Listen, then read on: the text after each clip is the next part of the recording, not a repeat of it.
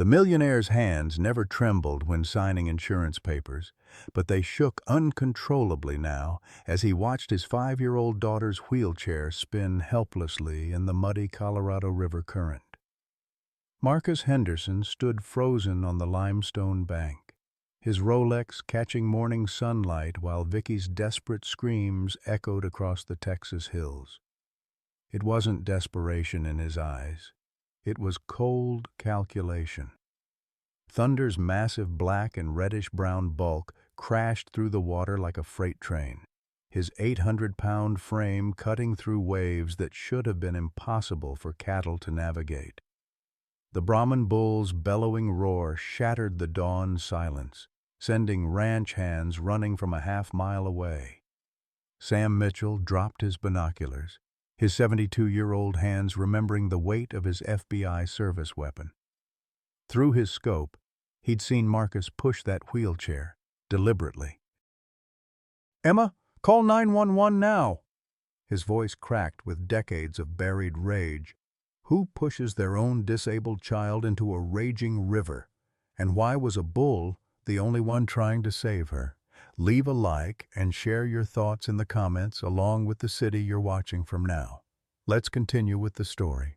6 months earlier, the Henderson Ranch had been a picture of American prosperity sprawling across 2,500 acres of prime Texas hill country outside Austin. Marcus Henderson, 42 and sharp as his Italian suits, had built a real estate empire on the bones of his family's fourth-generation cattle operation. The irony wasn't lost on locals, a man who'd abandoned ranching for city money, yet kept the largest Brahman bull in 3 counties grazing his front pasture. Thunder had arrived as a calf when Victoria was barely 2, a massive black and reddish-brown giant who seemed to understand the little girl's limitations better than most humans. While other children ran and played, Vicky navigated her world from a wheelchair, her spina bifida a constant reminder of life's fragility. But Thunder never saw disability, only his small human who whispered secrets into his enormous ears and braided wildflowers into his coarse fur. The Henderson family tragedy had begun with medical bills that would humble most millionaires. Vicky's condition required experimental treatments, specialized equipment, and round-the-clock care that insurance deemed elective. $2.5 million for spinal surgery that might give her the chance to walk. Marcus had leveraged everything: properties, investments, even his children's trust funds established by Sarah's wealthy veterinarian family. Sarah Henderson had been the moral compass of their marriage, a former veterinarian whose gentle touch with wounded animals extended to every living creature on their ranch. At 38, she possessed the rare combination of scientific precision and maternal instinct that made her beloved in their community. Her specialty in animal behavior had made her Thunder's closest human companion after Vicky. She understood the bull's exceptional intelligence, his protective nature, his uncanny ability to sense human emotion through pheromones and body language. The accident that claimed Sarah's life 6 months ago had shattered their world. Her Mercedes found submerged in Miller's Quarry, doors locked, no skid marks on the winding road above. The insurance payout of $10 million had been a blessing and a curse, enough to cover immediate medical expenses, but not enough to heal the gaping wound in their family's heart. Samuel Mitchell, the 72-year-old retired FBI agent whose ranch bordered the Hendersons, had lost his own granddaughter to childhood leukemia 5 years earlier. The tragedy had driven him from Dallas back to his childhood home, seeking peace in the wide Texas sky and the simple rhythm of ranch life. His sister Emma, 68 and recently widowed, had joined him after 30 years as a pediatric nurse in Houston.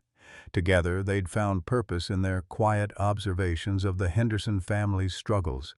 Emma's trained eye had noticed Marcus's increasing detachment from Vicky, the way he spoke about her medical needs like business expenses rather than his daughter's future.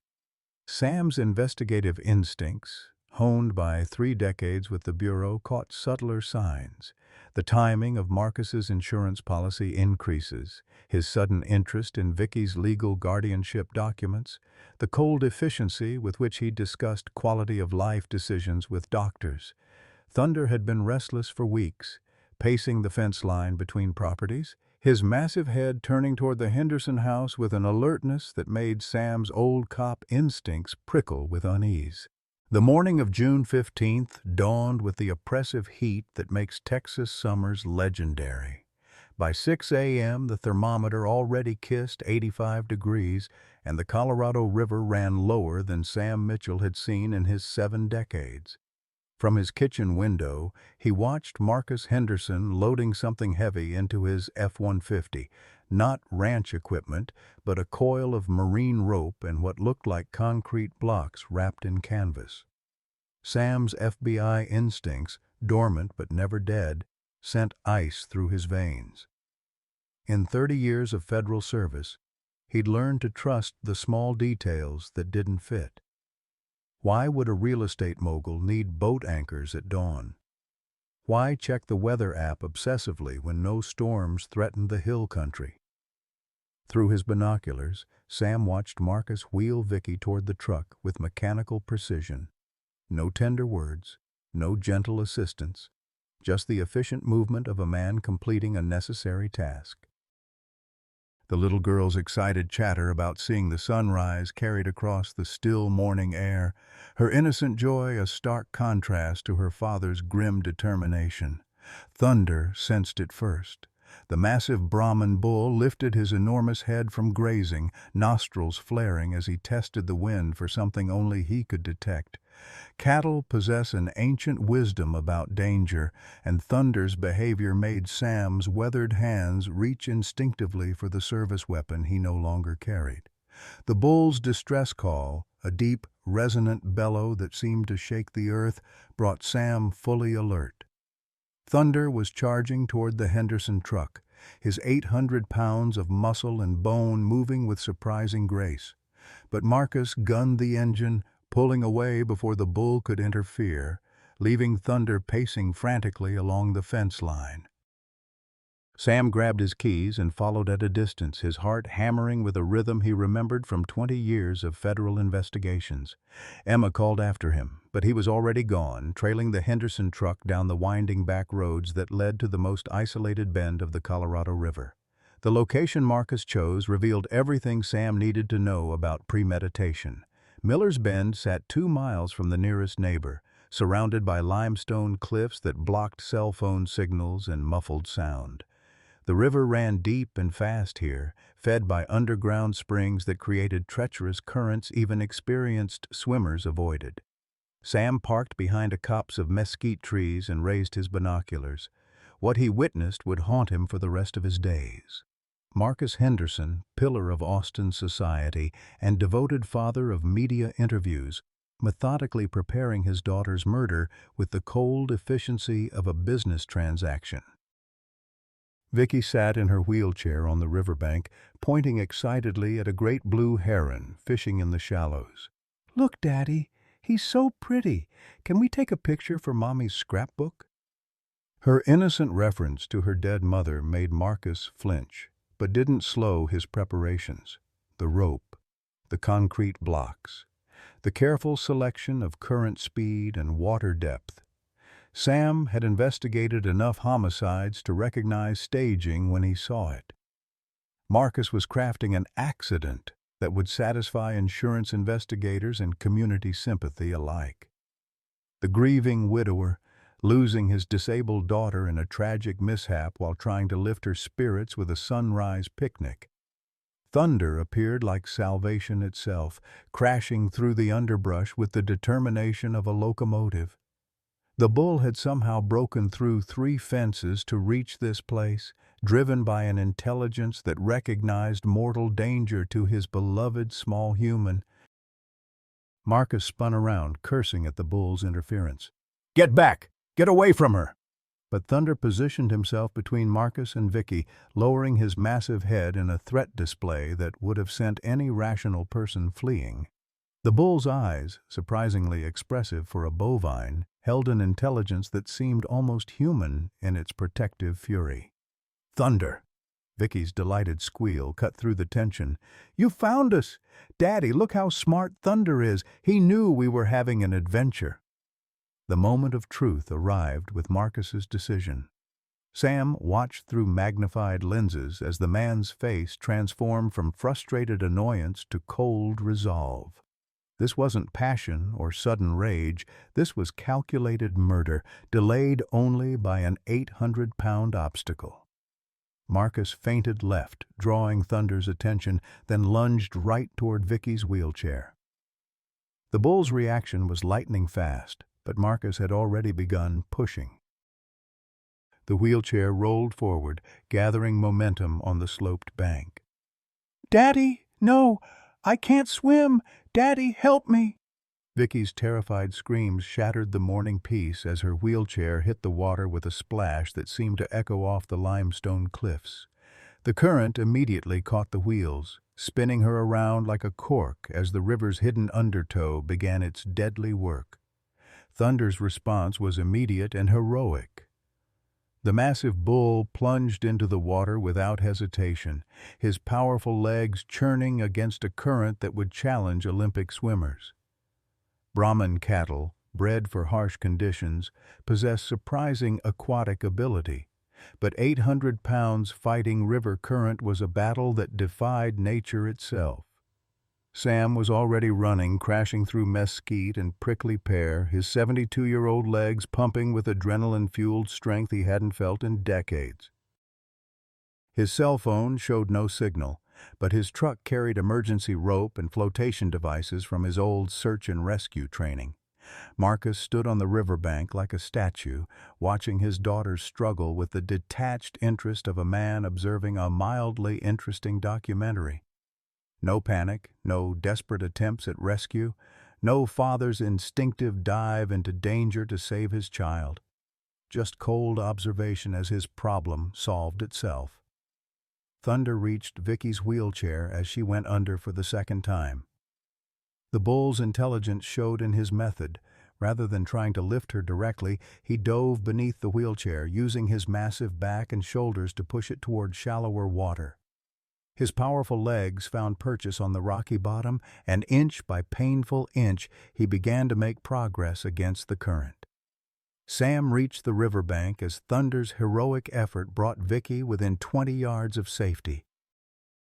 The little girl was unconscious, her lips blue with hypothermia, but Thunder's protective positioning had kept her airway clear of the muddy water. "You son of a bitch!" Sam gasped, confronting Marcus with the full weight of federal authority in his voice. "I saw everything. Every goddamn thing." Marcus's response chilled Sam to the bone.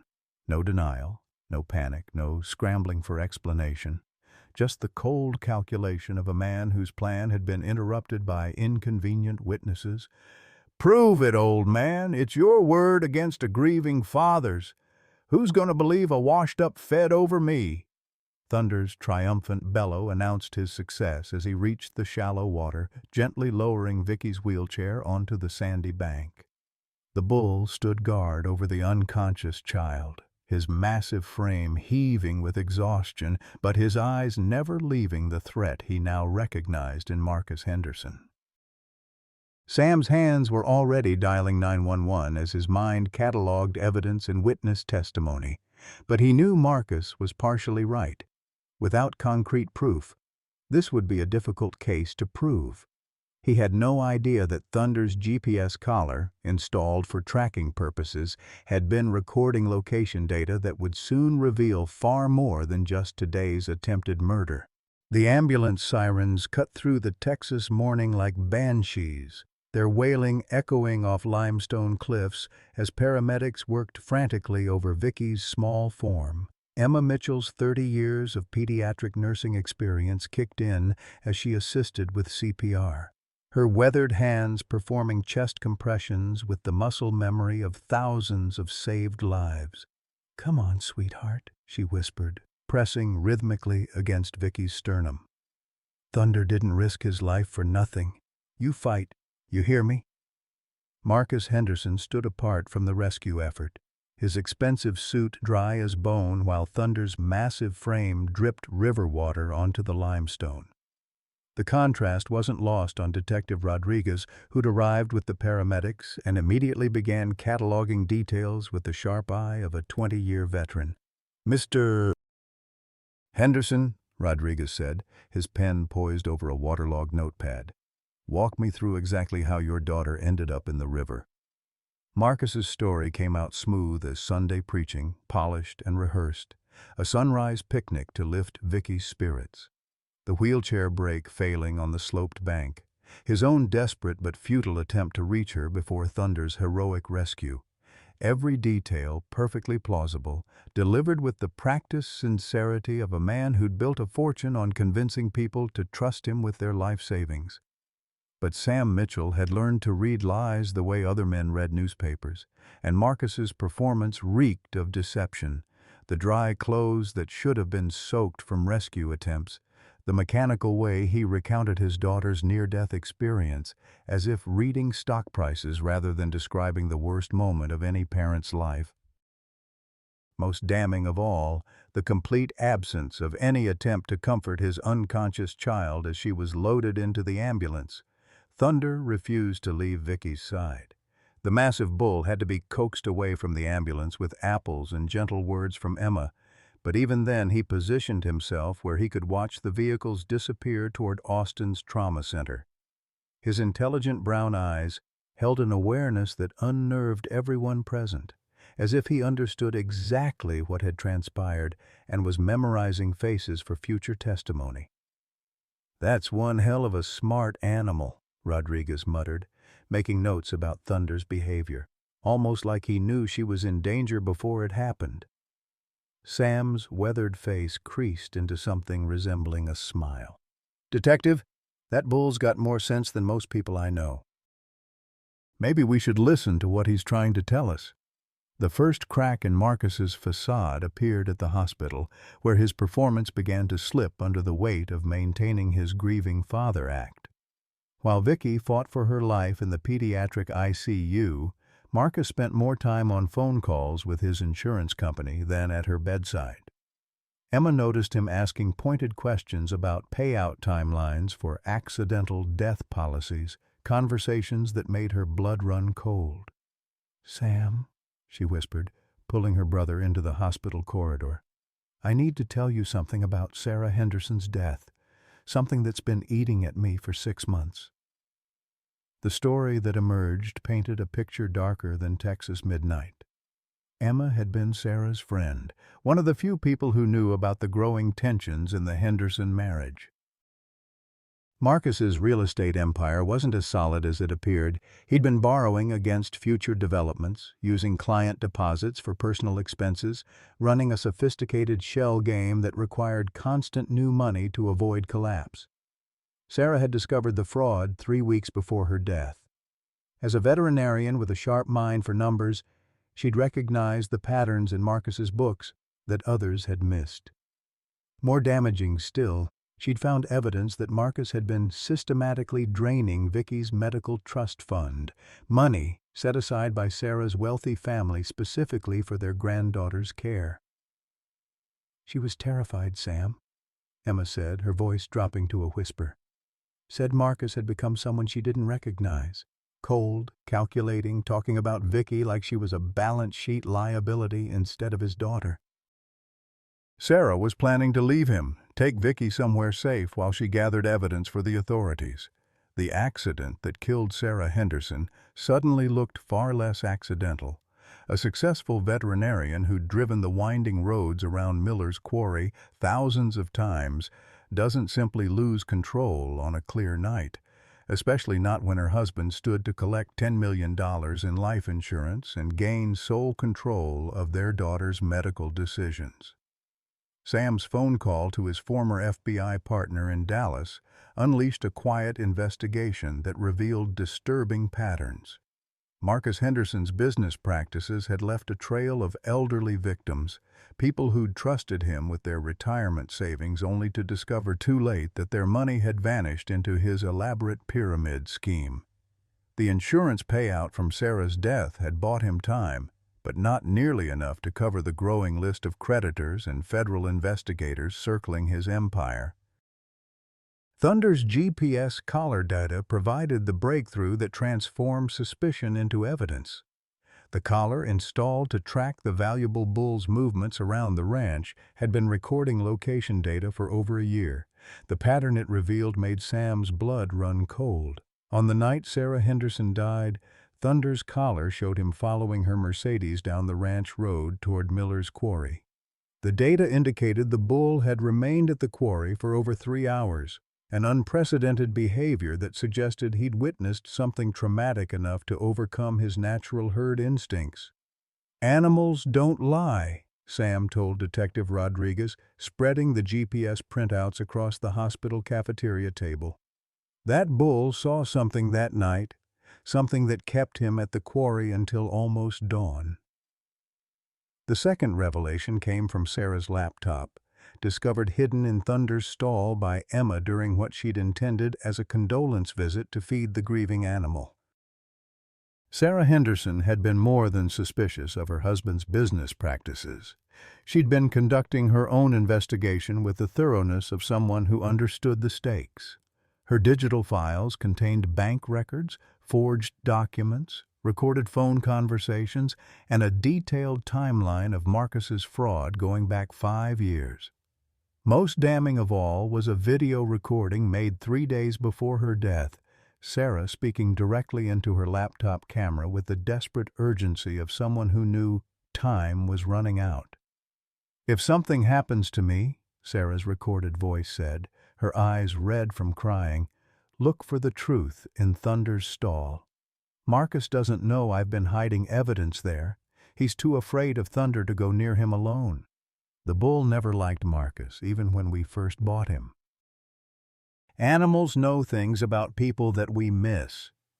The recording continued with Sarah's growing fears about Marcus's threats, his increasingly erratic behavior, and her terror that he might harm Vicky to access her trust fund. She'd been preparing to take Vicky and flee to her sister's ranch in Montana when the accident claimed her life. But the most chilling revelation came in Sarah's final words. Marcus has been researching drowning statistics, asking questions about how long it takes for hypothermia to set in with children Vicky's age. He thinks I don't know, but I've seen his browser history. If anything happens to our daughter, know that it wasn't an accident. Marcus loves money more than he's ever loved us. Thunder's agitation during the past week suddenly made perfect sense. The bull had been trying to warn them, his animal instincts recognizing the approaching danger that humans had missed. His desperate attempt to stop Marcus's truck, his presence at the river, his heroic rescue, none of it was coincidence. Detective Rodriguez closed Sarah's laptop with the satisfaction of a man whose long experience had taught him to trust evidence over emotion. "Mr. Mitchell, I think it's time we had another conversation with Mr. Henderson. And this time, I don't think his expensive lawyers are going to be enough to save him." The trap was set with the precision of a federal sting operation. Marcus, believing himself safely beyond suspicion, agreed to meet with the insurance investigator at the hospital to finalize Vicky's accidental injury claim. He had no way of knowing that the investigator was actually an undercover agent, that every word would be recorded, and that his performance as the grieving father was about to collide with the cold reality of evidence that couldn't be explained away. Thunder, meanwhile, maintained his vigil outside the pediatric ICU, his massive presence a comfort to staff and a constant reminder that some loyalties run deeper than blood, deeper than money, deeper than the corruption that can rot a human soul from within. The bull had saved Vicky's life, but Sam Mitchell suspected that Thunder's most important testimony was yet to come.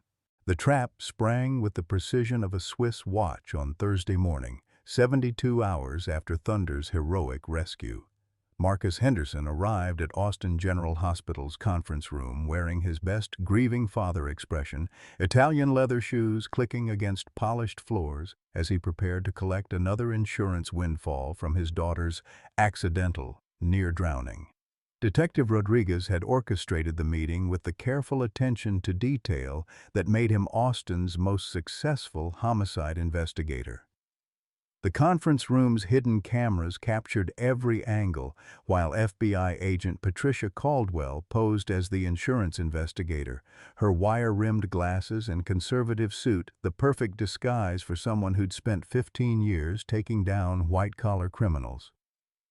"Mr. Henderson," Agent Caldwell began, her voice professionally sympathetic, "I'm sure this has been an incredibly difficult time for your family. First losing your wife in that tragic accident, and now your daughter's near drowning. The company wants to process your claim as quickly as possible." Marcus leaned forward with the practiced sincerity of a snake oil salesman, his hands folded in perfect imitation of paternal concern. "Agent Caldwell, I just want what's best for Vicky. The medical bills are astronomical, and with my wife gone, I'm struggling to keep up with the specialized care she needs." But Agent Caldwell had reviewed Sarah Henderson's hidden evidence, studied the GPS data from Thunder's collar, and analyzed Marcus's financial records with the forensic accounting skills that had sent dozens of fraudsters to federal prison. Her questions came like surgical strikes, each one designed to corner Marcus deeper in his web of lies. "Tell me about your business, Mr. Henderson. I see here that you've had some significant financial pressures recently." "Several clients have filed complaints with the Better Business Bureau about missing deposits."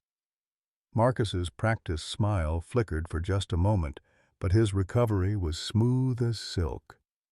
"Real estate development always involves complex financing, Agent Caldwell. Sometimes clients don't understand the intricacies of property investment. Those complaints are from people who wanted unrealistic returns on their investments." The first crack appeared when Agent Caldwell produced Marcus's browser history, subpoenaed through Sarah's hidden evidence. "I'm curious about these searches, Mr. Henderson. How long can a child survive in cold water? Hypothermia timeline for small children, accidental drowning insurance coverage.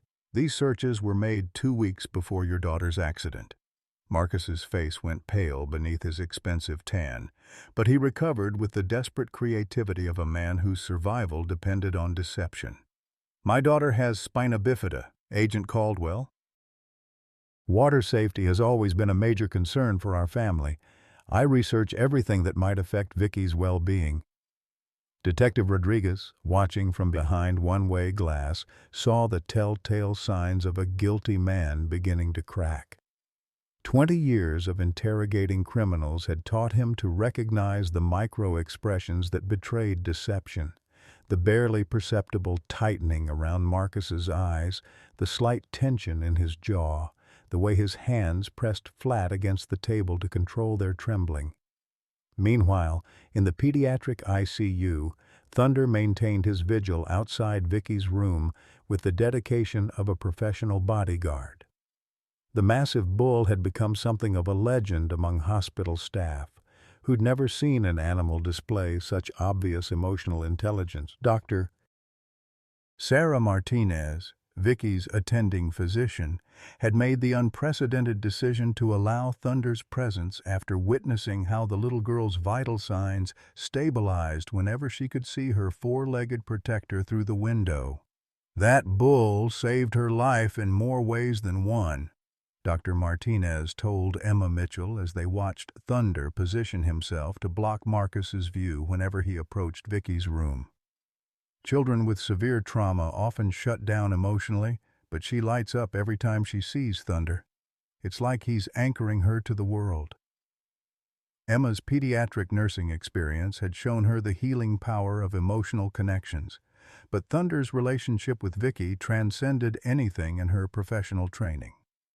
The bull seemed to understand that his role had evolved from protector to therapist, offering the unconditional love that Marcus had never provided and that Sarah's death had stolen from her daughter. The investigation expanded like ripples from a stone dropped in still water. Sam Mitchell's old FBI contacts had reopened Sarah Henderson's case, and the evidence painted a picture of premeditated murder that made seasoned investigators sick to their stomachs. Sarah's laptop contained audio recordings of Marcus's increasingly violent threats, his detailed knowledge of insurance procedures, and his cold calculations about the financial benefits of becoming a widower. Agent Tom Bradford, Sam's former partner and now a senior FBI financial crimes specialist, arrived from Dallas with a team of forensic accountants who dissected Marcus's business empire with surgical precision. What they found was a house of cards built on systematic fraud that stretched back 7 years and involved over 300 victims, mostly elderly retirees who'd trusted Marcus with their life savings. "Your boy's been running a sophisticated Ponzi scheme," Bradford told Sam over coffee in the hospital cafeteria. "Used the real estate development angle to legitimize what was basically stealing from Peter to pay Paul. Sarah's life insurance payout kept him afloat for 6 months, but the walls were closing in fast. That little girl's trust fund was his last hope." The pattern became clear as investigators traced Marcus's financial desperation. Vicky's medical trust fund, established by Sarah's wealthy family, contained $8 million earmarked specifically for her care. But accessing those funds required both parents' signatures or proof of one parent's death. With Sarah gone, Marcus needed only Vicky's death to claim the money as her sole heir and estate executor. Thunder's GPS data provided the timeline that transformed speculation into evidence. The bull's collar showed him following Sarah's Mercedes on the night of her death, remaining at Miller's Quarry for over 3 hours, behavior that could only be explained by witnessing something traumatic enough to override his natural herd instincts. Dr. Jennifer Hayes, a veterinary behaviorist from Texas A&M University, analyzed Thunder's recorded movements and concluded that the bull's pattern indicated extreme distress consistent with witnessing violence against a bonded human. Brahman bulls are exceptionally intelligent and form strong emotional attachments, she explained to investigators. Thunder's behavior that night suggests he saw something that traumatized him enough to overcome his natural tendency to return to familiar territory. The breakthrough came from an unexpected source, Marcus's own arrogance. During the insurance interview, Agent Caldwell had skillfully guided him into describing the morning of Vicky's accident in minute detail, encouraging him to paint himself as the devoted father desperately trying to lift his daughter's spirits with a sunrise picnic. But Marcus's story contained fatal inconsistencies that revealed themselves under forensic analysis. He claimed to have attempted a rescue, yet his clothes were bone dry when first responders arrived. He described calling 911 immediately, yet phone records showed a suspicious 20-minute delay. Most damaging of all, he'd positioned Vicky's wheelchair at the exact spot where the current ran deepest and most dangerous, despite claiming it was chosen randomly. Agent Caldwell's masterstroke came when she produced photographs of the riverbank taken immediately after the rescue. "Mr. Henderson, these tire tracks in the mud show your truck was parked in a very specific position. The angle would have given you a perfect view of the water, but no easy access for a rescue attempt. Can you explain why you parked so far from the water if you intended to help your daughter enjoy the sunrise?" Marcus's composure finally cracked, sweat beading on his forehead despite the conference room's air conditioning. The ground was soft near the water. I was afraid the truck might get stuck if I parked closer." But Agent Caldwell had done her homework. Weather records showed no rain for 2 weeks prior to the incident, and the limestone bank was as solid as concrete. Marcus's excuse crumbled under scrutiny, leaving him exposed and desperate. The emotional testimony came from unexpected witnesses. Hospital staff described Marcus's bizarre behavior during Vicky's treatment, his inappropriate questions about life insurance payouts while his daughter fought for her life, his obvious irritation when visitors expressed sympathy for his loss. Nurses reported overhearing him on phone calls discussing Vicky's condition like a business problem rather than a father's nightmare. Thunder's role as a witness became central to the prosecution's case. While animals couldn't testify in court, their behavior could provide powerful circumstantial evidence. Thunder's GPS data, combined with expert testimony about bovine psychology and intelligence, painted a picture of an animal who'd witnessed two separate attempts on his human family's lives. The community's response divided along lines that reflected deeper truths about human nature. Marcus's wealthy friends and business associates defended him as a victim of circumstance, pointing to his generous charitable donations and community involvement. But the working-class families who'd trusted him with their savings told different stories of broken promises, forged documents, and retirement funds that had vanished into his elaborate shell game. Emma Mitchell found herself at the center of a growing movement demanding justice for both Sarah and Vicky Henderson.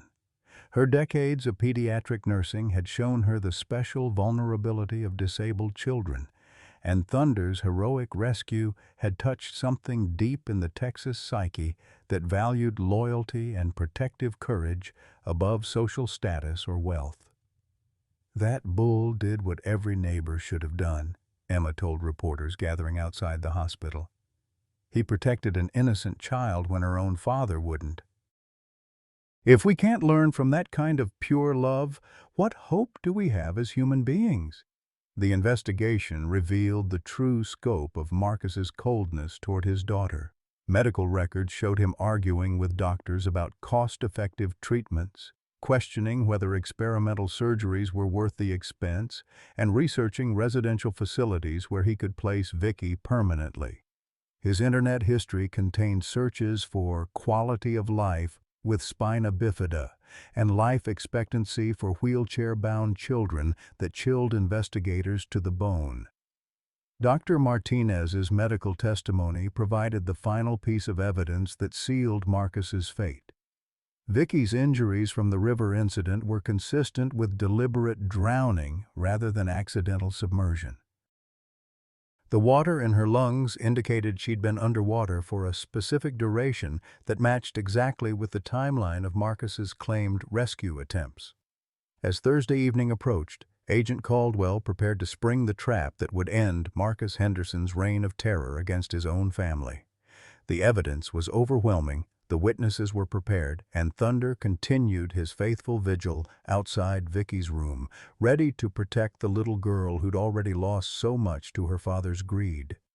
Marcus had no idea that his world was about to collapse around him, or that the massive bull he'd always dismissed as livestock was about to become the instrument of his downfall.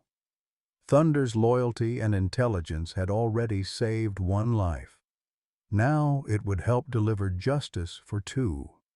The stage was set for a confrontation that would test whether truth and courage could triumph over money and manipulation in a system that too often favored the wealthy over the vulnerable. The confrontation erupted at 9:47 p.m. on Friday night when Marcus Henderson finally realized the insurance interview had been a trap. Agent Caldwell's carefully orchestrated revelation struck like lightning as she laid out the evidence piece by piece. Sarah's hidden recordings, Thunder's GPS data, the forensic analysis of the riverbank, and most damning of all, the digital trail of Marcus's premeditated planning. "Mr. Henderson," Agent Caldwell said, her professional mask slipping to reveal the disgust beneath, "we have recordings of you researching drowning times for disabled children. We have your browser history showing detailed studies of hypothermia in 5-year-olds. We have GPS evidence placing Thunder at your wife's murder scene. You're not a grieving father. You're a calculated killer who preys on the most vulnerable members of your own family." Marcus's transformation was immediate and terrifying. The polished businessman facade cracked like ice under pressure, revealing something cold and reptilian underneath. His hands stopped trembling, his voice dropped to a register that made seasoned FBI agents reach instinctively for their weapons, and his eyes took on the flat, predatory gleam of a cornered sociopath. "Prove it," he said with chilling calm. "You've got circumstantial evidence, and the word of an old man who thinks a bull can testify in court. My lawyers will have this thrown out before it reaches trial, and I'll sue you all for harassment of a grieving father." Detective Rodriguez had seen enough killers to recognize the moment when desperation transforms into dangerous calculation. Marcus Henderson was no longer pretending to be human. He was revealing the monster that had lurked beneath the expensive suits and charitable donations. The detective's hand moved to his service weapon as he prepared for the escalation that 20 years of experience told him was coming. But Marcus's next move surprised even veteran investigators. Instead of lawyering up or demanding release, he stood with the controlled grace of a man who'd already made his final decision. "I want to see my daughter," he said, his voice carrying the authority of someone accustomed to getting his way. "You can't deny a father the right to visit his dying child." The word dying hit the room like a physical blow. Agent Caldwell's professional composure cracked as she realized Marcus knew something they didn't about Vicky's condition. Detective Rodriguez was already reaching for his radio when Dr. Martinez's voice crackled through the hospital intercom system. "Code Blue, Pediatric ICU, Room 314. Code Blue, Pediatric ICU, Room 314. The race through hospital corridors became a nightmare of fluorescent lights and echoing footsteps as law enforcement and medical personnel converged on Vicky's room. Marcus moved with the confident stride of a man whose plan was finally coming to fruition, while investigators realized too late that they'd been focused on past crimes while he prepared to commit another. Thunder's anguished bellowing could be heard 3 floors down as the massive bull sensed the crisis unfolding in Vicky's room. Hospital security struggled to contain the 800-pound animal, whose protective instincts had escalated beyond anything in their training protocols. The bull's intelligence was on full display as he paced the corridors, somehow understanding that his small human was in mortal danger. In room 314, medical equipment screamed alarms as Vicky's vital signs crashed. Dr. Martinez worked frantically over the little girl's failing body while nurses prepared emergency medications, and Emma Mitchell held the child's hand with the desperation of someone who'd already lost too much to death's cruel arithmetic. "What did you do, doctor?" Martinez demanded as Marcus entered the room with his police escort. The physician's 20 years of pediatric medicine had taught her to recognize the signs of deliberate harm, and Vicky's sudden decline had all the hallmarks of intentional poisoning. Marcus's smile was the most terrifying thing anyone in that room had ever seen. The satisfied expression of a man watching his investment finally pay dividends. "I didn't do anything, doctor. Sometimes these terminal cases just resolve themselves. Nature taking its course, you might say." The revelation hit Emma Mitchell like a physical blow as she realized the scope of Marcus's planning. He hadn't just attempted to drown Vicky in the river. That had been Plan A. Plan B involved the slow-acting toxin he'd somehow introduced into her IV line during his earlier grieving father visits, a backup method that would appear to be natural complications from her trauma. Agent Bradford's financial investigation had missed the most crucial piece of evidence: Marcus's recent purchase of medical supplies through a black market contact in Mexico. The toxin was virtually undetectable unless specifically tested for, designed to mimic the organ failure that often accompanied severe hypothermia cases in young children. Thunder's presence outside the room became critical as his animal senses detected what human instruments could not. The bull's agitation wasn't just emotional distress. He was smelling the chemical signature of the poison that was slowly killing the child he'd risked his life to save. Dr. Jennifer Hayes, the veterinary behaviorist who'd been studying Thunder's responses, arrived just as the bull's behavior escalated to levels that bordered on supernatural intelligence. "He's trying to tell you something," she insisted, as Thunder used his massive head to point repeatedly at Vicky's IV line. Brahman bulls have olfactory capabilities that can detect chemical changes humans can't perceive. He's identifying the source of contamination. The medical team's desperate search for the toxin was guided by Thunder's increasingly specific reactions to different parts of Vicky's medical setup. When they tested the IV bag that the bull kept indicating, they found traces of a rare South American plant alkaloid that could cause exactly the symptoms Vicky was experiencing: organ failure that would appear natural, but was actually murder in slow motion. Marcus's final gambit was the most desperate and dangerous yet. Realizing that his poison plot had been discovered, he produced a snub-nosed .38 revolver from his jacket, a weapon he'd carried for protection against the growing list of defrauded clients who'd begun making threats against his life. "Nobody moves," he commanded, the gun sweeping across the room full of medical personnel. "My daughter's going to die tonight, and I'm going to be here to comfort her in her final moments. That's what any loving father would do." The hostage situation that followed tested every negotiation protocol in law enforcement training. Marcus had positioned himself with tactical advantage in the narrow hospital room, the gun trained on Dr. Martinez, while Vicky's life hung in the balance between the antidote her medical team was preparing and the poison slowly shutting down her organs. Thunder's response was unlike anything in veterinary literature. The massive bull somehow forced his way past security barriers and positioned himself outside the room's window, his 800-pound frame blocking Marcus's view of potential escape routes. The animal's intelligence was beyond dispute as he coordinated with law enforcement in ways that defied scientific explanation. Detective Rodriguez had negotiated dozens of hostage situations, but never one where the perpetrator was simultaneously trying to murder his victim while holding medical personnel at gunpoint. Marcus's demands were simple and non-negotiable.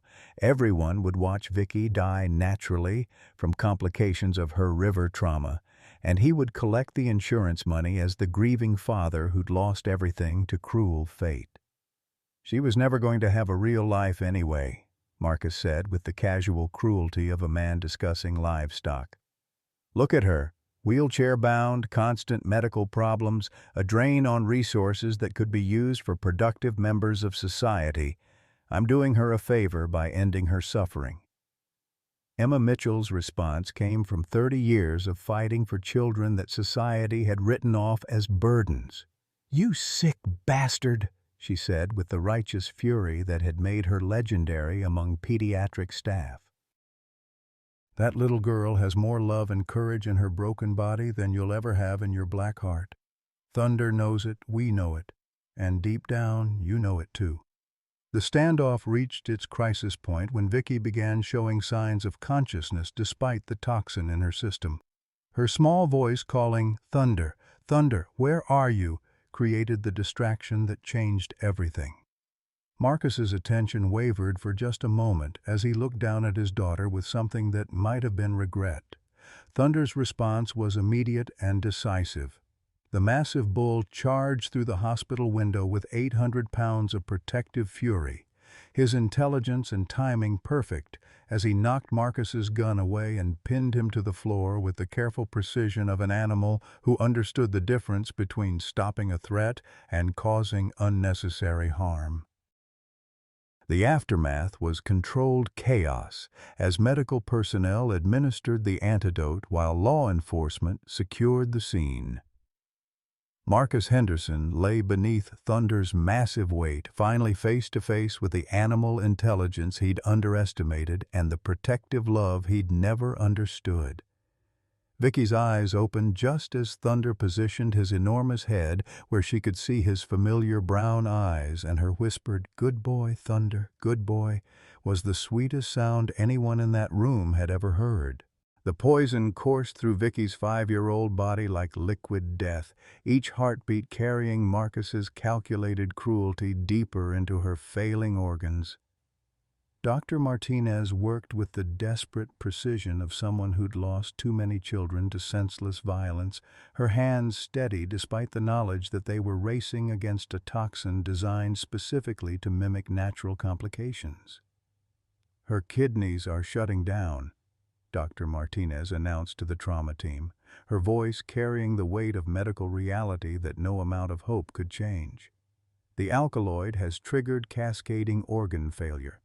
Even with the antidote, the damage may be irreversible."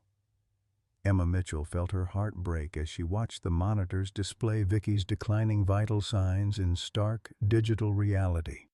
30 years of pediatric nursing had taught her to read the signs that meant a child was slipping away, and every instinct screamed that they were losing this battle. The little girl who'd survived her father's attempt to drown her, who'd been saved by an 800-pound bull's heroic courage, might still die from the slow-acting poison that Marcus had administered during his fake grieving father visits. Thunder remained pressed against the hospital room window, his massive frame trembling with an anguish that transcended species boundaries. The bull's intelligent brown eyes never left Vicky's small form as machines fought to keep her alive, and his low, mournful bellowing echoed through the corridors like a funeral dirge that brought tears to the eyes of hardened medical professionals. Marcus Henderson lay handcuffed to a hospital bed 3 rooms away, his expensive suit torn and bloodied from Thunder's intervention, but his cold smile intact as he listened to the medical emergency unfolding down the hall. Detective Rodriguez had seen countless killers, but none who displayed such pure satisfaction at their victims' suffering. Marcus actually hummed softly to himself as Vicky's condition deteriorated, calculating insurance payouts in his head while his daughter fought for her life. "You sick son of a bitch," Rodriguez said, his professional composure finally cracking after 20 years of maintaining detachment. "She's 5 years old, your own daughter. How does a human being sink that low?" Marcus's response chilled the blood of everyone within earshot.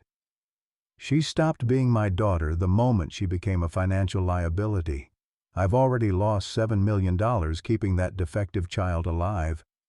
At least her death will recover some of my investment." The community's response to Vicky's crisis revealed the deep fault lines in American society between those who valued human life unconditionally and those who saw everything through the lens of cost-benefit analysis. Outside Austin General Hospital, protesters gathered with signs supporting both sides of the philosophical divide that Marcus's crimes had exposed. Some carried banners reading, "All lives have value," and "Thunder saved an angel," while others held more disturbing messages like "Quality of life matters," and "Medical resources should go to the productive." The police presence grew throughout the night as emotions ran high, and the debate took on the heated intensity of a religious revival. Inside the hospital, the medical team battled both the poison and the clock as Vicky's condition continued its downward spiral. The antidote had slowed the toxin's effects, but couldn't reverse the damage already done to her kidneys and liver. Dr. Martinez made the call that every pediatric physician dreads, placing Vicky on the waiting list for organ transplants while knowing that her small size and rare blood type made finding matches nearly impossible. Sam Mitchell stood vigil with Emma in the family waiting area, his 72-year-old hands shaking with rage and helplessness as he watched another innocent child suffer at the hands of human evil. His granddaughter's death from leukemia 5 years earlier had driven him from federal service, but Vicky's situation reawakened all the protective fury that had made him legendary among FBI agents. "That bastard's going to pay for this," Sam said, his voice carrying the quiet authority of someone who'd spent 30 years making sure justice found its way to the guilty. I don't care how many lawyers he hires or how much money he throws at this. Thunder saved that little girl once, and we're going to make sure his sacrifice meant something. The hospital's ethics committee convened an emergency session as news of Vicky's condition spread through the medical community. The case presented unprecedented questions about parental rights, medical decision-making, and society's responsibility to protect vulnerable children from their own guardians. Marcus, despite his arrest, remained Vicky's legal father with medical power of attorney, creating a legal nightmare that threatened to delay life-saving treatments. Thunder's behavior during this crisis period became the subject of intense study by animal behaviorists and veterinary psychologists. The bull refused food for 3 straight days, maintaining his vigil outside Vicky's window with the dedication of a professional bodyguard. His weight loss became so severe that Dr. Hayes feared the animal might literally die of grief if Vicky didn't recover. I've never documented anything like this in 40 years of studying animal behavior, Dr. Hayes told reporters who'd gathered to cover the story. Thunder's bond with this child transcends normal protective instincts. He's demonstrating what can only be described as love in its purest form, completely selfless, completely devoted, without any expectation of reward. The financial investigation into Marcus's crimes revealed the staggering scope of his fraud. FBI forensic accountants discovered that over 400 families had been victimized by his schemes, losing a combined total of over $60 million in retirement savings, college funds, and disability trusts. Most of his victims were elderly or disabled individuals who'd trusted him because of his reputation and community standing. Agent Bradford's team worked around the clock to trace the hidden assets and offshore accounts where Marcus had stashed his stolen fortune. The money existed, enough to pay for Vicky's medical care 10 times over, but it was locked behind legal barriers that could take months or years to penetrate, while a 5-year-old child died from her father's greed. The breakthrough came from an unexpected source, Marcus's own arrogance. During his interrogation, he couldn't resist boasting about the sophistication of his financial schemes, inadvertently revealing the location of accounts that investigators had missed. His need to be recognized as clever, even while facing life in prison, provided the key to unlocking funds that could save his daughter's life. He's so narcissistic that he can't help bragging about how smart he is, Agent Caldwell observed after another fruitless interrogation session. But that same arrogance is going to be his downfall. He keeps giving us information he doesn't realize he's revealing. As Vicky's 4th night in intensive care began, her vital signs showed slight improvement for the first time since the poisoning. The antidote was finally gaining ground against the toxin, and her kidneys showed marginal function that gave the medical team reason for cautious optimism. But the damage to her liver remained severe, and the need for transplant surgery grew more urgent with each passing hour. Thunder seemed to sense the change in Vicky's condition before the medical equipment registered improvement. The bull's agitation decreased noticeably, and he began eating small amounts of food that Emma brought to supplement the hospital's inadequate animal accommodations. His vigil continued, but with less desperate intensity, as if he somehow understood that the immediate crisis was passing. Dr. Martinez allowed herself the first smile she'd managed since the crisis began, as Vicky's latest blood work showed kidney function slowly returning to marginally acceptable levels. The 5-year-old wasn't out of danger. The liver damage still threatened her life, but she was fighting with the same courageous determination that had made her Thunder's beloved companion. "She's got her mother's strength," Emma whispered, holding Vicky's small hand as the child slept peacefully for the first time in days. "Sarah would be so proud of how hard she's fighting." Outside the window, Thunder lifted his massive head toward the Texas stars. his low rumble carrying across the hospital grounds like a prayer of gratitude that some higher power had heard and answered. The truth explosion began at 3:17 a.m. on Tuesday morning when Thunder's GPS collar data led investigators to an abandoned storm shelter on the far edge of the Henderson Ranch. What they found there would shatter every assumption about Sarah Henderson's death and reveal a survival story that defied belief. Sarah Henderson was alive. For 6 months, she had been hiding in the underground shelter, slowly recovering from injuries that should have killed her and gathering evidence that would destroy her husband's criminal empire. The Mercedes found in Miller's quarry had been a carefully orchestrated deception designed to make Marcus believe his murder attempt had succeeded while she built an airtight case against him. Agent Bradford's flashlight beam revealed a woman transformed by months of hiding and healing. Sarah's once pristine veterinarian appearance had been replaced by the lean, weathered look of someone who'd learned to survive on determination alone. Her broken arm, never properly set, hung at an unnatural angle, and scars covered her face where Marcus's attack had left permanent marks. "My God, Sarah," Sam Mitchell whispered as he helped her from the shelter where she'd endured a Texas winter and blazing summer with minimal supplies. "We thought you were dead. Vicky thinks you're dead." Sarah's first words cut straight to the heart of every parent's nightmare. "Is she alive? Please tell me that monster didn't succeed in killing our daughter." The reunion between Thunder and Sarah provided emotional testimony to bonds that transcended human understanding. The massive bull had been her lifeline during 6 months of recovery, bringing food, water, and companionship to someone the world believed was dead.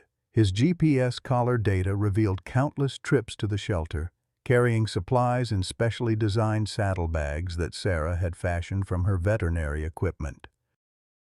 "He saved my life every single day," Sarah explained to investigators as Thunder nuzzled her scarred face with gentle affection.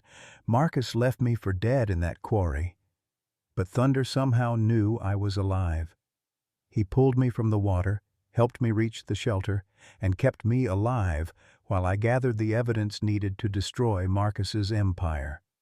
The evidence Sarah had compiled during her months in hiding was devastating in its completeness. Hidden cameras throughout the ranch had recorded Marcus's confession to her murder, his detailed planning of Vicky's drowning, and his callous discussions with criminal associates about eliminating expensive liabilities. The recordings revealed a man so completely consumed by greed that he viewed his own family as nothing more than obstacles to financial success. Dr. Martinez's medical examination of Sarah revealed the full scope of Marcus's brutality. Multiple skull fractures that had healed improperly, internal injuries that still caused chronic pain, and psychological trauma that would require years of therapy to overcome. Yet Sarah had endured it all, while building a case that would ensure Marcus could never hurt another vulnerable person. "He told me I was going to die that night," Sarah recounted to FBI agents, her voice steady despite the horror of her memories. "Said Vicky would be next, that disabled children were drains on society that needed to be eliminated. He wasn't just planning murder, he believed he was performing a public service." The community's reaction to Sarah's resurrection was electric with joy, outrage, and validation for those who'd never believed the official story of her death. Emma Mitchell wept openly as she embraced the woman she'd mourned for 6 months, while Sam's law enforcement instincts were vindicated by the evidence that confirmed his suspicions about Marcus's guilt. Thunder's role in Sarah's survival became the centerpiece of a story that captivated the nation. The bull's intelligence had been crucial not just in keeping Sarah alive, but in helping her document evidence that human investigators had missed. His natural ability to detect threats had warned her of Marcus's approach on multiple occasions, allowing her to remain hidden while gathering crucial intelligence.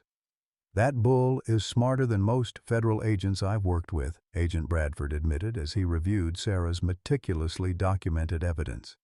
He understood the importance of secrecy, helped maintain her cover, and provided logistical support that kept her investigation operational for 6 months. The forensic evidence from Sarah's hidden cameras destroyed Marcus's defense strategy completely. His lawyer's claims of grief-driven desperation evaporated when confronted with recordings of him planning multiple murders with the cold calculation of a business merger. The tapes revealed discussions about life insurance policies, methods of killing that would avoid detection, and his complete lack of emotional attachment to either his wife or daughter. Marcus's reaction to news of Sarah's survival was perhaps the most damning evidence of his psychological state.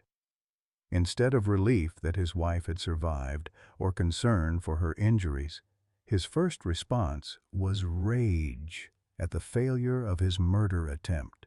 "That bitch was supposed to be dead," he screamed at investigators. "Do you know how much money her survival is going to cost me?" The financial implications of Sarah's resurrection were staggering for Marcus's criminal enterprise. As Vicky's mother and legal guardian, Sarah could immediately authorize the medical treatments that Marcus had been blocking. More importantly, she had legal standing to challenge his control over family assets and insurance payouts that he'd already collected fraudulently. Agent Caldwell's interrogation of Marcus following Sarah's revelation produced confessions that shocked even experienced federal investigators. Marcus admitted to planning the murders of both his wife and daughter, detailed his poison plot against Vicky, and revealed a network of criminal associates who'd helped him hide assets and eliminate potential witnesses. "I should have made sure the job was finished," Marcus said with chilling matter-of-factness. "Sarah always was too stubborn to die when she was supposed to. But it doesn't matter. Vicky's still going to die from the poison, and I'll get my money eventually." The race against time intensified as medical teams worked to counteract the effects of Marcus's toxin while Sarah rushed to her daughter's bedside. The reunion between mother and daughter, broadcast live on national television, provided one of the most emotionally powerful moments in recent memory, as Vicky's vital signs actually improved upon seeing her mother alive. "Mommy?" Vicky's weak voice carried the wonder of a child witnessing resurrection.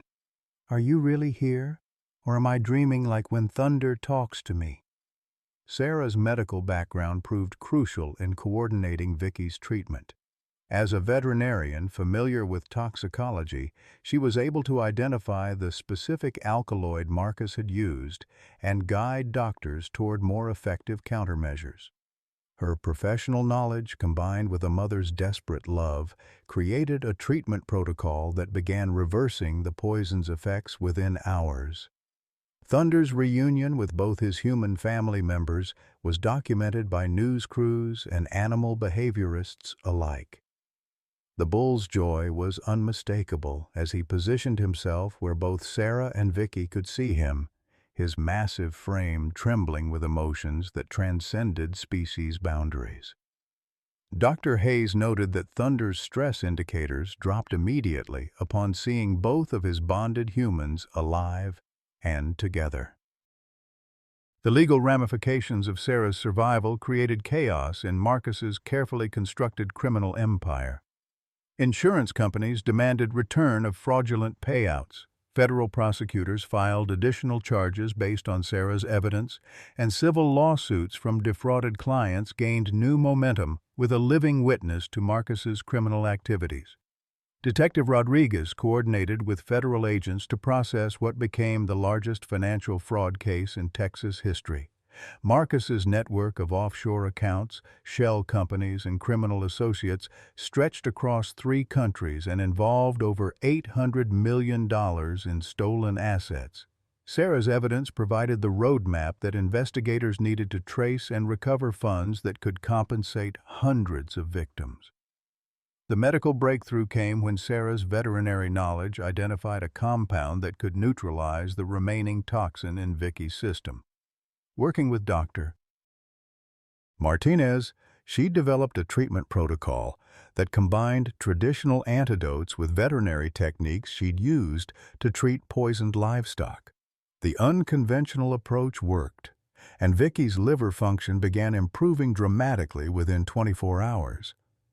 Thunder's vigil outside the hospital room took on new meaning as both his human family members fought for recovery. The bull seemed to understand that his protective mission was expanding.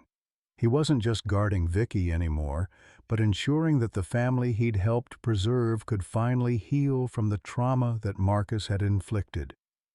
Marcus's final confession, delivered with the arrogance of someone who believed he'd been clever rather than evil, provided prosecutors with everything they needed for multiple life sentences without possibility of parole. His detailed descriptions of planning and executing crimes against his own family revealed a level of calculated cruelty that horrified even hardened investigators.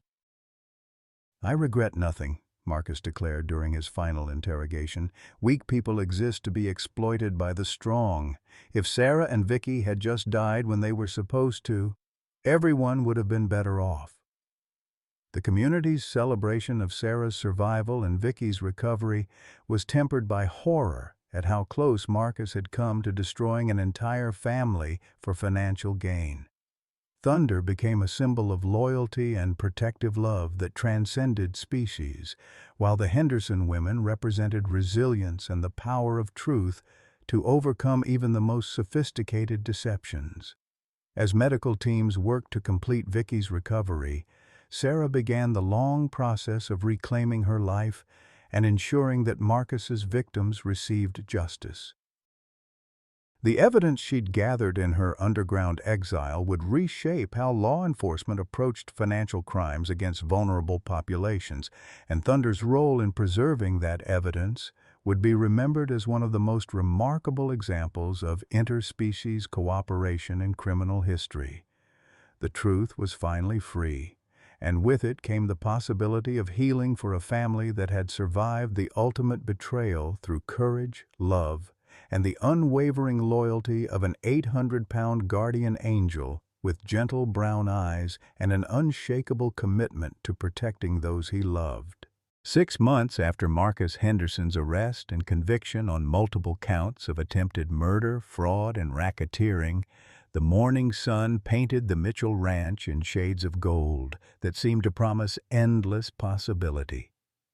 Thunder grazed peacefully in the front pasture, his massive frame casting long shadows across grass that had never looked greener, while the sound of laughter drifted from the ranch house porch where two families had become one through bonds stronger than blood. Vicky Henderson sat in her new motorized wheelchair, custom-built with funds recovered from her father's criminal empire, watching Thunder with eyes that sparkled with the joy of a child who'd been given a second chance at life.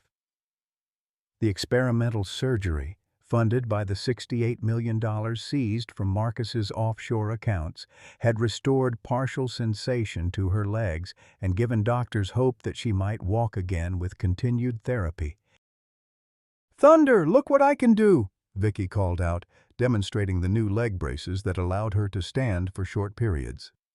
The massive bull lifted his head and approached the porch with the gentle dignity that had made him famous worldwide, carefully positioning himself so she could scratch behind his ears while maintaining her balance.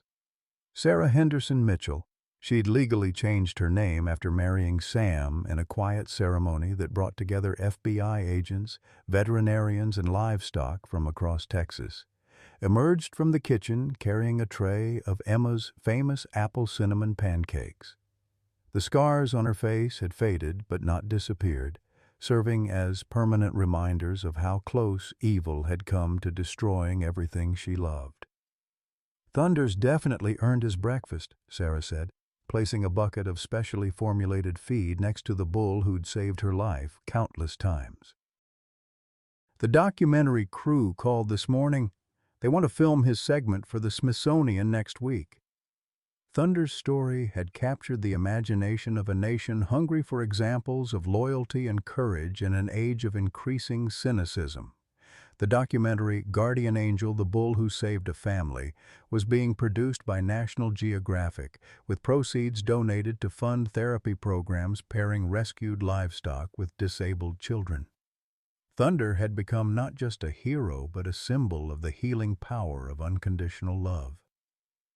Sam Mitchell, now 83 and moving more slowly but with undiminished sharpness, settled into his rocking chair to watch his chosen family begin another day.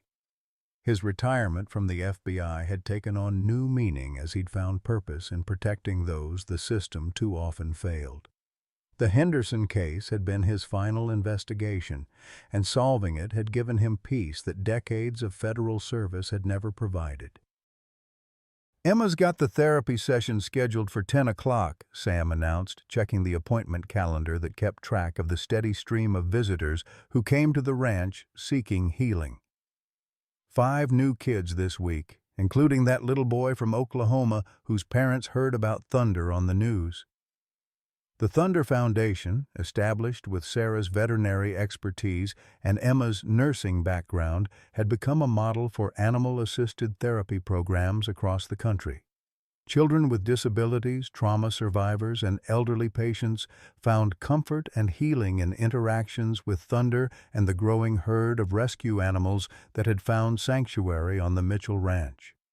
Emma Mitchell emerged from her garden with arms full of vegetables that would become lunch for both human and animal residents of their expanding family.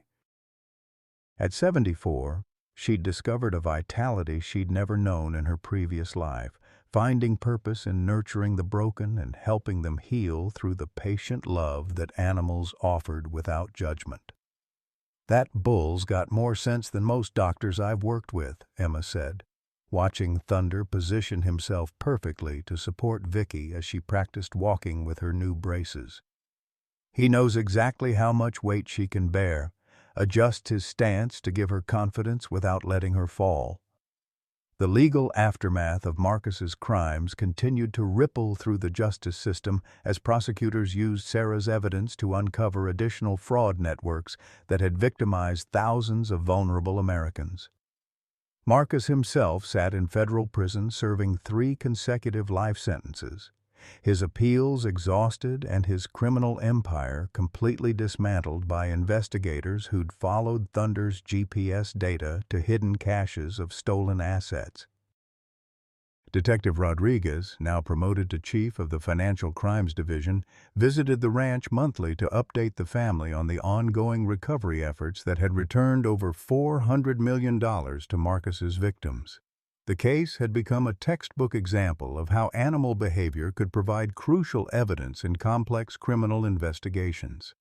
As the Texas sun climbed higher into a cloudless sky, Vicky took her first unassisted steps in over 2 years, moving slowly but steadily toward Thunder, with determination that made the adults watching fight back tears of joy.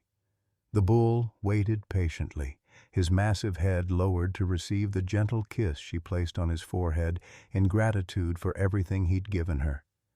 "Thank you, Thunder," she whispered, her voice carrying across the pasture like a prayer of thanksgiving. "Thank you for saving Mommy. Thank you for saving me. Thank you for showing everyone what love really means." Thunder's soft rumble of contentment seemed to echo the sentiment that had sustained them all through the darkest times. That love, in its purest form, always finds a way to triumph over evil. That family is defined not by blood, but by the choice to stand together when the waters rise, and that sometimes the most profound truths come from the gentle hearts of creatures who ask for nothing more than the chance to protect those they love. In the distance, church bells chimed the hour, calling the faithful to worship, while on the Mitchell Ranch, a different kind of service was taking place, the daily celebration of life, healing, and the miracle of second chances that had transformed tragedy into triumph through the unwavering loyalty of one very special bull who'd taught them all what it meant to be truly human. At 72, Sam Mitchell thought his days of making a difference were behind him, until Thunder, an 800-pound Brahman bull, taught him that heroes come in all forms and second chances can arrive at any age. When this retired FBI agent witnessed a father push his disabled daughter into a raging Texas river, he discovered that sometimes the most profound acts of courage come not from humans, but from the gentle giants who see love where others see burden. Thunder's unwavering loyalty to 5-year-old Vicky Henderson reminds us that family isn't about blood. It's about who shows up when the waters rise. In a world that often dismisses the elderly as irrelevant and the disabled as expendable, this bull chose differently. He chose love without conditions, protection without expectation, and loyalty that transcended species. Sam found his greatest purpose in his golden years by following Thunder's example, recognizing that every life has immeasurable value, that wisdom comes from unexpected sources, and that it's never too late to be someone's guardian angel. Sometimes God's greatest messengers have 4 legs and hearts bigger than mountains. Thunder saved more than Vicky that day. He saved our faith in unconditional love. What unexpected guardian angels have appeared in your life when you needed them most? Have you ever witnessed an animal show more humanity than the humans around them? Share your stories below. We'd love to hear how love found you in surprising ways.